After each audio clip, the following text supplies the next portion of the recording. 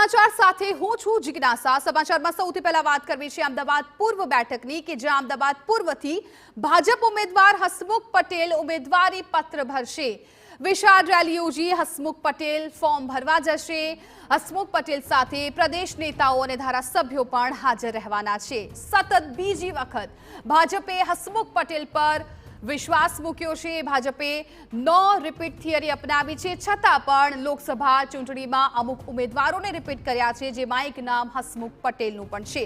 વર્ષ 2019માં પણ હસમુખ પટેલે જનતાનો વિશ્વાસ જીત્યો હતો અને ત્યારબાદ ભાજપે ફરી એક વખત હસમુખ પટેલ પર વિશ્વાસ મૂક્યો છે। હસમુખ પટેલ અમદાવાદ પૂર્વથી ઉમેદવારી પત્ર આજે ભરવાના છે। થોડી જ વારમાં તેઓ ઉમેદવારી પત્ર ભરશે, પરંતુ એ પહેલા વિશાળ રેલીનું આયોજન કરવામાં આવ્યું છે અને આ રેલીમાં ભાજપના કાર્યકરો જોડાયા છે અને ખાસ કરીને રેલીમાં મોટી સંખ્યામાં જનતા પણ જોડાય છે। અમદાવાદ પૂર્વથી હસમુખ પટેલ કે જેઓ આજે ઉમેદવારી ફોર્મ ભરવા માટે જઈ રહ્યા છે, પોતાનું નામાંકન છે એ નોંધણી કરાવવા માટે જઈ રહ્યા છે, એ પહેલા રેલી કરવામાં આવી છે। અમદાવાદ પૂર્વથી આજે તેઓ ઉમેદવારી ફોર્મ છે એ ભરવાના છે।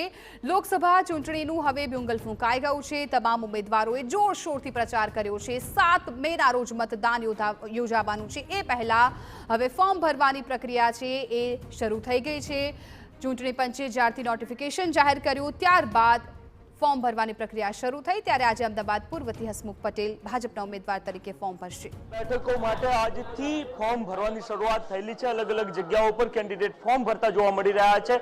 અમદાવાદ પૂર્વથી હસમુખભાઈ પટેલ આજે બીજી વાર ફોર્મ ભરવા માટે જઈ રહ્યા છે, કારણ કે 2019માં તેઓ સાંસદ હતા। હસમુખભાઈ આપણી સાથે છે, એમની સાથે વાતચીત કરીએ। હસમુખભાઈ, આમ તો 61% વોટ ગઈ ચૂંટણીમાં મળ્યા હતા અને 4.5 લાખની લીડ હતી। આ વખતે આપ ફોર્મ ભરવા માટે જઈ રહ્યા છે અને આમ તો જનરલી શહેરી વિસ્તાર હોય ત્યારે એક રીતના ભારતીય જનતા પાર્ટીના કેન્ડિડેટ આશ્વસ્ત હોય છે કે જીત નિશ્ચિત છે। આ વખતે કેવી રીતના જઈ રહ્યા છો? સૌપ્રથમ તો પુનઃ એકવાર મારામાં વિશ્વાસ મૂકવા બદલ રાષ્ટ્રીય નેતૃત્વનો ખૂબ ખૂબ આભાર માનું છું। મતદાનની આપણે વાત કરી તો ગઈ વખતે 61.76% મતદાન હતું। આ વખતે અમારા સંગઠનના સૌ કાર્યકર્તાઓ અને આગેવાનોએ 70% મતદાન થાય દિશાના પ્રયત્નો હાથ ધર્યા છે અને પ્રજાનો જે ઉમળકો અને ભરોસો નરેન્દ્રભાઈ મોદી ઉપર અને આદરણીય અમિતભાઈ ઉપર જોવા મળી રહ્યો છે, એ જોતા સ્વયંભૂ મતદાન થશે એવો પણ મને વિશ્વાસ છે। પરંતુ કોંગ્રેસે પણ આ વખતે નગરસેવક રહેલા અને એ સિવાય ધારાસભ્ય રહેલા જે છે હિંમતસિંહ પટેલ, એમના પર પસંદગી કરી છે। આપને લાગે છે કે જંગ વધારે રસપ્રદ બનશે? કોંગ્રેસ એક દિશાવિહીન, નેતૃત્વવિહીન પાર્ટી બની ચૂકી છે। એનો કાર્યકર્તા નિરાશ અને હતાશ છે। અનેક કાર્યકર્તાઓ મારા છેલ્લા 20 દિવસના પ્રવાસમાં કોંગ્રેસ પાર્ટી છોડીને ભારતીય જનતા પાર્ટીમાં સામેલ થયા છે।